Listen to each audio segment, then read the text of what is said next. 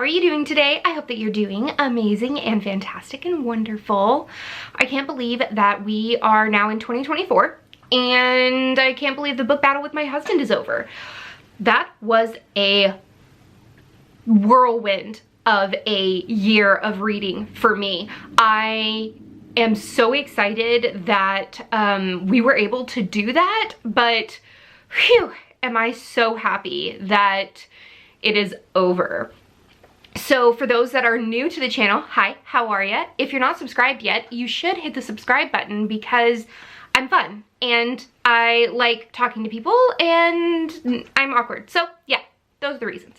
But my husband and I sort of started a book battle in February of 2023, and the reason why is because I have always been known as the reader in the family. Like, it's my persona, right? It's who I am as a person. And so tell me why in January of last year, I was like, I read 6 books this month, and my husband goes, oh, I've read 7. Excuse me? And I couldn't have that. And so then I was like, oh, I didn't know you were reading again. He's like, oh yeah, just some audiobooks. And then the battle started. He says that I started the battle, but I will also let you know that he is very competitive in and of himself. And I have some notes from him about his overall thoughts for our 2023 book battle, which we will get to. But first, let's dive into the last quarter of the month. So in October was my best reading month ever in my whole entire life. I read 23 books in October. I loved binge reading the Vampire Knitting series by Nancy Warren. That's the only reason why I have as many books as I have, is that is a long running, I think there's like 14 in the series, and Vampire Knitting Club cozy mystery series. Like, do I need to say anything else to you to make you read it? Like, it's so damn good. Amazing. Now, my husband had not so shabby of a reading month in October, and he read 17, which is pretty good. In November, I slowed down a little bit, and it's because I was finishing my first draft of Literary Stitches. So I read 12 books in November, and my husband read 14. As you guys can tell, if you've been following this journey, we're very much neck and neck. Like, there are some months where he's read a little bit more than me, and then there's some months I've read a little bit more than him, and then there's other months, like in December, where we tied the amount of books that we read, and we both read 16 books in December. We finished the year strong. I was horribly afraid that he was going to beat me, but I pulled out a last minute read, and then he only had an hour left in one of his books on New Year's Eve, guys. We tied on New Year's Eve. So, like, yeah. So these are my husband's thoughts on our book battle. This was hard, he says. It 100% kept us both going, though, as our counts were very often tied or close to it.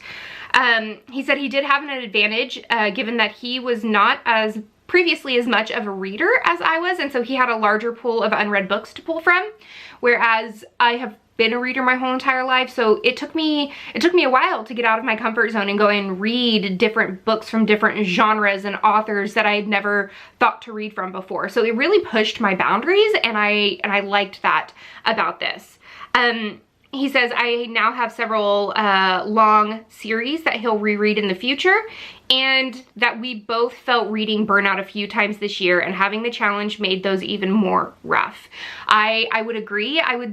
Last month in December, I was burnt out in November and December, and I just kind of wanted to slow down. But I didn't, and I read some of my absolute favorite books in November and December, so I'm glad that I did, but I'm excited to kind of slow down a little bit in it. He said we would, that he did not make this a challenge, that it was me, but that is a lie. We would never have read so much if we were reading physical books. Agreed. I think I only read 8 physical books last year, and the rest of my books were audiobook and ebook. This did ironically take away from us time because I would come downstairs from putting one of the boys up to bed and he would be having an earbud in his ear, or, you know, we would prioritize listening to our books over like playing a board game with each other, which I'm hoping that we are able to sort of even out this year. It's one of my goals. Read-alongs together, or buddy reading was difficult due to timings and the speed. So like how fast he would listen to books versus how fast I would listen to books, or he would start a book before me and not tell me that he had started it, and then I would have to speed up. So we read quite a few books together this year. One of the well-known ones is Harry Potter. He has never read Harry Potter before, and so we read the first 4 books in the series, which was a lot of fun because I liked being able to sort of sprinkle in the magic that I had as I was reading them as a child versus him reading these now as an adult. So it was really good. He does have top 5 reads of the year, and he's using whole entire series as a read, so it's okay. We will give him permission to do this. Project Hail Mary by Andy Weir. It's a reread for him. The Expeditionary Force series, there are 16 by Craig Allinson. The Cradle series, there are 12 by Will Wright. 14 by Peter Clines, which is a reread. He said not the whole series. The rest are just meh. Mother of Learning series by Domagoj Kermack. And he said honorary mention, Dungeons and Dragons, Honor Among Thieves, The Road to Neverwinter by J. Lee Johnson. Good book, and we both read it before the new movie, so it was nice. That was one of my favorite books. I absolutely loved them. He did send me some like images. His reading app shows like how many hours he's read, like his favorite genre, things like that. So he's read 39 days, 20 hours and 49 minutes. He had 1,059 sessions, and his biggest top genre was science fiction and fantasy.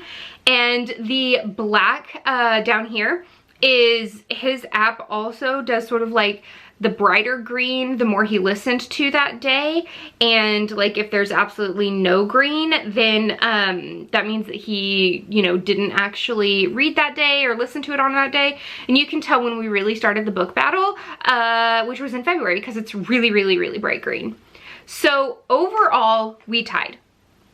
We both read 169 books, which is absolutely mind-boggling, like fantastic. I was actually looking at my Goodreads challenges over the years, and the only other year that I even got to 100 reads was in 2018. So even before I had kids, I never really broke over 100. And so I'm thinking, like, that's pretty impressive if you ask me. I am very happy with my reading. My top 5 genres were, I mean, they're not going to be shocking. There was mystery, was my number 1, then fantasy. The romance snuck up in there, which I'm not mad at. I love that. I read a lot more contemporary books this year as well, and then rounding it off with sci-fi. 76% of my reads were audiobooks, 15 ebook, and then 8% were print. I am so happy with how this turned out this year. My reading turned out this year, but I am gonna film a goals for this year, for 2024. It should be out soon, but I am going to slow down my reading, or not necessarily slow down, but I'm not going to force myself through burnout like I did this year. So as of right now, there are no reading battles going on in the house. I don't know how long that will last, if my husband will be cocky and like send me his reading log. Like, I don't know. I will tell you that he did play dirty. At the beginning of my winter break, he messaged me and said that he downloaded for me Christmas baking shows, and was like, only if, you know, you want to watch these instead of reading during your Christmas break. I was like, that's fighting dirty, rude.